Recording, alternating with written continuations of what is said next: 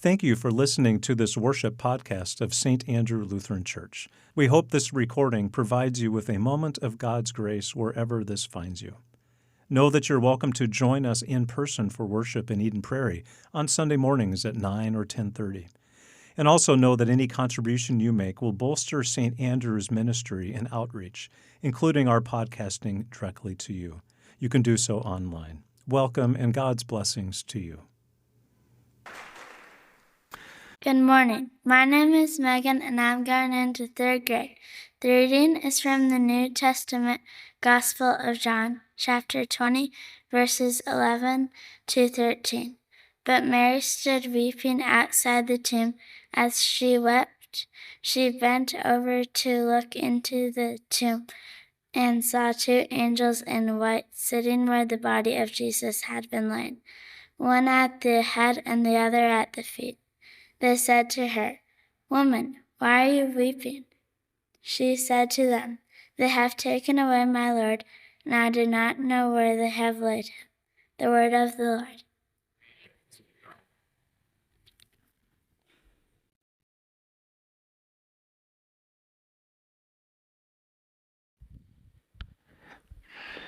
Thank you, Megan, for reading, and welcome all of you to St. Andrew Lutheran Church here this morning. I'm Pastor Peter Johnson as we continue our sermon series today on Oh, the Places We Will Go.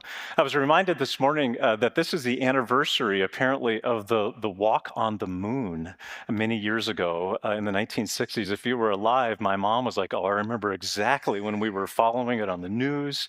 The walk on the moon. Oh, the places we will go, the moon. But our sermon series isn't cosmic of that nature. So we're not doing a trip to the moon in our sermon series, but we're looking at how when God is with us, when God is doing God's work and expanding the work of love and grace in the world, oh, the surprising places that we will go, where we will find ourselves and who those voices will be as we see them and follow them the way that we do. And so today, the sermon here is about this character, the much-maligned disciple, Mary Magdalene. So who is Mary Magdalene? Mary Magdalene is from the town of Magdala, hence Mary Magdalene, along the Sea of Galilee. We read in the Gospels that she had been taken over by demons and had been freed from the demons, from a suffering, from a place of great need and of challenge. And she was a devoted follower of the person who made her well again, Jesus. And so she accompanied Jesus as a part of that very early Christian community. Sometimes we have a hard time remembering which Mary it is. There are so many Marys, right? Well, this is Mary Magdalene, one of the many Marys. She's mentioned by name 12 times in the Gospels, and 4 times she speaks in John chapter 20 that Megan read for us. 61 words, depending upon what translation you read, is the extent of Mary Magdalene's witness. 61 words. And so you might think that that's just a speck of dust in the history of the witnessing of love and grace of Jesus, just a speck of dust in Christian history. But Mary Magdalene plays these important roles. She has a place also in Orthodox Christianity. As you know, having lived in the Middle East, where there are a lot of Orthodox Christians and not many Lutheran Christians, for that matter, one of the things that is common in the Orthodox tradition is the presence of icons. And this is one done by Bishop Robert Lentz, who paints this picture of Mary with an egg there and pointing to the egg. Why is that? What is the story of Mary Magdalene with the egg? Well, Megan started the story here by reading about how Mary was present when the tomb was empty and the birth of the church and the resurrection of Jesus became alive and became well, and she became the first witness to the good news of the resurrection and scurried to tell the disciples that had happened. But a little bit later on, the story goes from the Orthodox tradition that Mary Magdalene made it all the way to Rome and to the place where the Emperor Tiberius was and had an audience with the Emperor Tiberius. And so she was still in her proclamation mode. She was still saying, I have seen the one who we loved, who has been raised. He is alive still in those ways. And she said to Emperor Tiberius, Christ is risen. And the Emperor Tiberius said, according to the story, a man raising from the dead is as likely as that egg you are carrying will turn red. And the Orthodox Christians say that the egg turned red in a moment. And Mary, in her testimony, was made real before the Emperor Tiberius. So, however that blends into the Christian lore and so forth, that's the story from the Orthodox Church of our Christian family. But two things also that Mary isn't. This is why she's maligned, why she's misunderstood, why her voice isn't, at least in history, seen as one that is as reputable as it has become. For she was not the sinful woman of the city as has been assigned to her.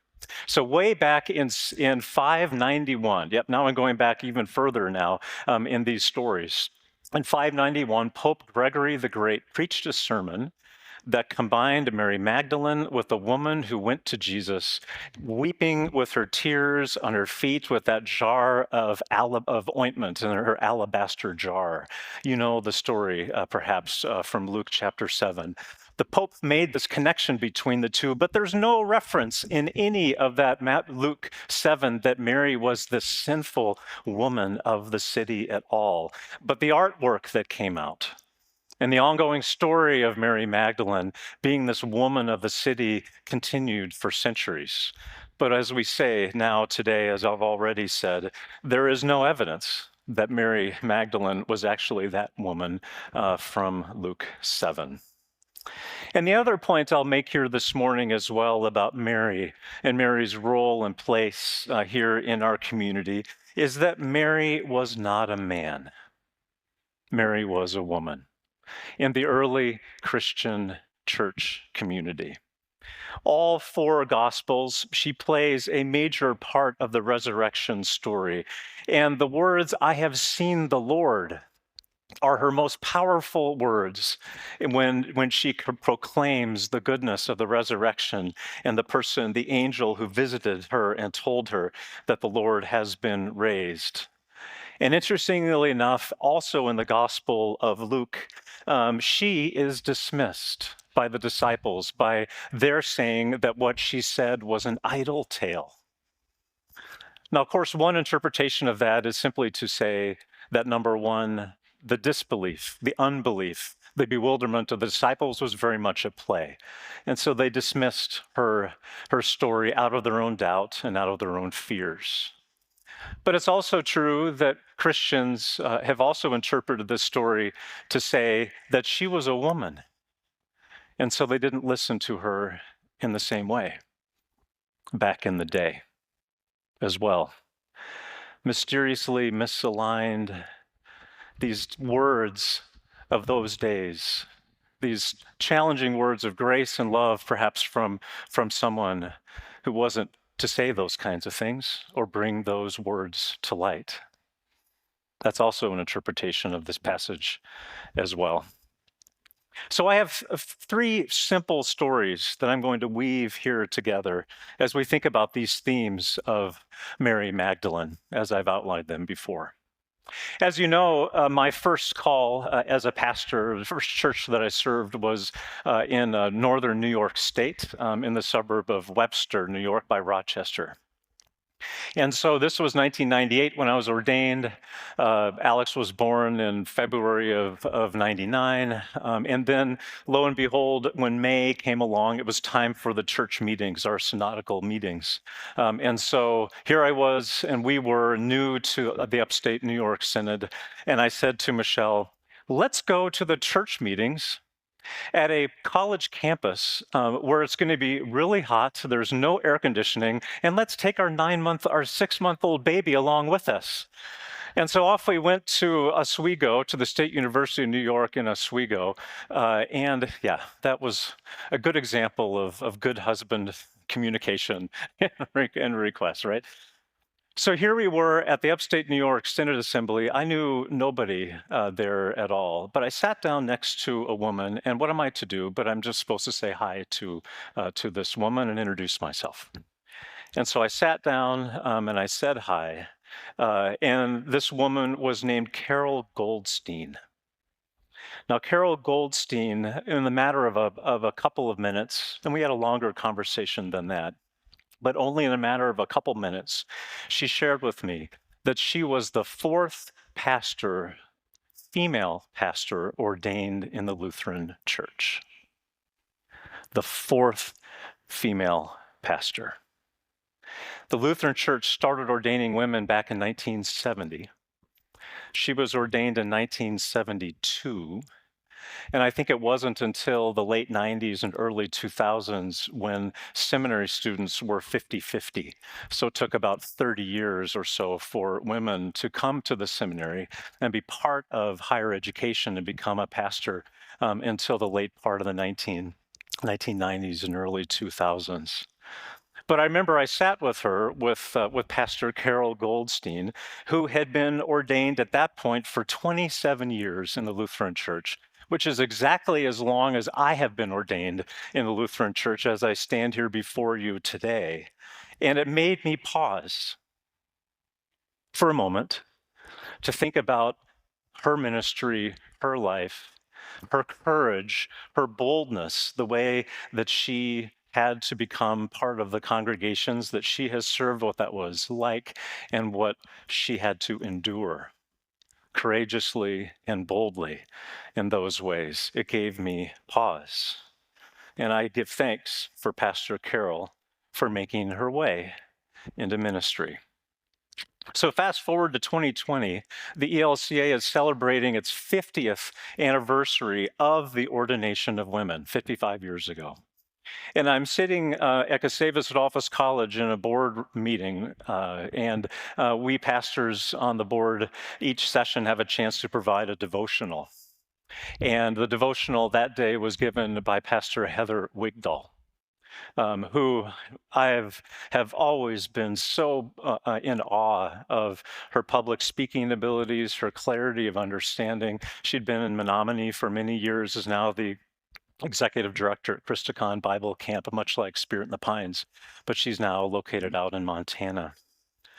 She gave an amazing devotion that called all the people in the room, the men and the women, to think about the people, the women in our lives that have helped shape us. Faith-wise, the women who have shaped us. When I think about my grandmother, when I think about my mom, when I think about kind of my first female colleague in the ministry was Pastor Darlene Mouchette in upstate New York. She was in a neighboring congregation, but she did a terrific study once on the book of Psalms and about being still and knowing that I am God. And as a deer longs for flowing streams, so my soul longs for you, O Lord. I still remember that to the day, Pastor Darlene, that lecture that she gave and how inspiring that was for me. And Heather Wigdahl gave us all pause to think about who they are and why they helped shape us and give us our faith and our understanding. It gives us pause. And then finally, my third little story here relates to something that happened just a couple of weeks ago, and about how God has a way of crossing these boundaries of life and love and grace that happens in the world around us, that surprises us and delights us as well. It happened to be over at the hot dog and drink station at Costco.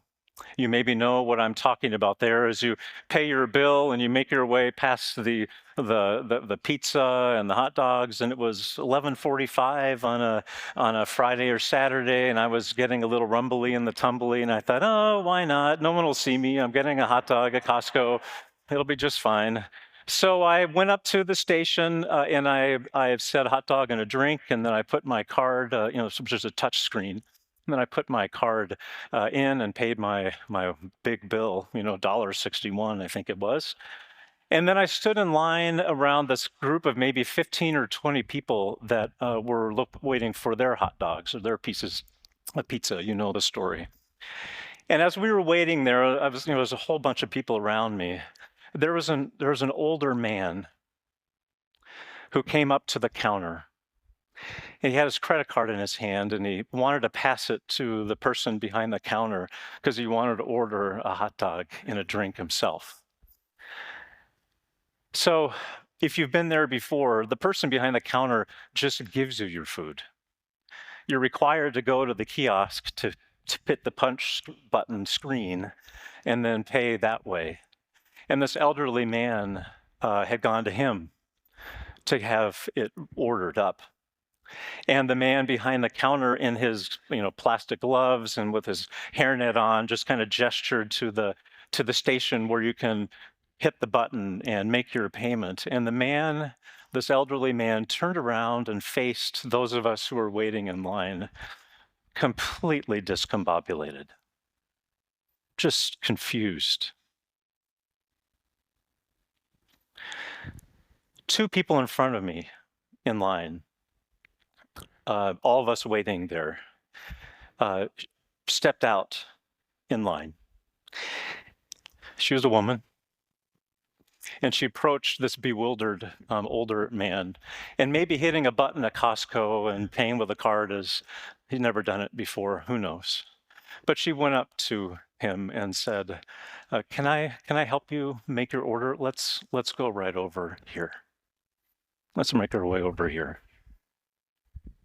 It's these kinds of stories that I think of when I think about how the witnessing comes in such surprising and amazing ways. From voices and from people that we don't expect. I had no expectations whatsoever that I would see an act of grace and love and community take place right before me. And it made me wonder, who is this woman who stepped out of that crowd there to do that? I'd never seen her before. In fact, I only saw the back of her head.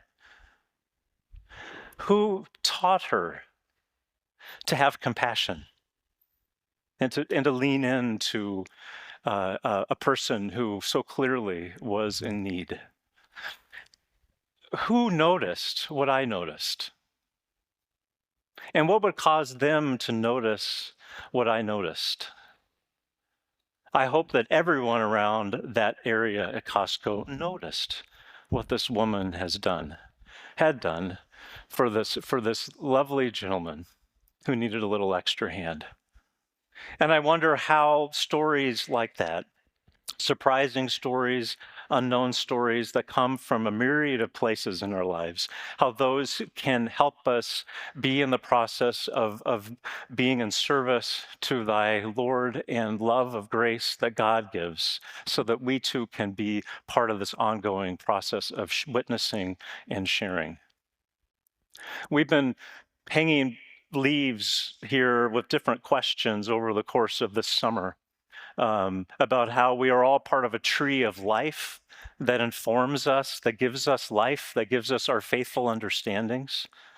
And I wonder, as you sit there today, how and who might be coming to mind for you that has stepped alongside you in your life, that has allowed you to be anchored into the tree of life, the love of God, and the sustaining grace of Christ.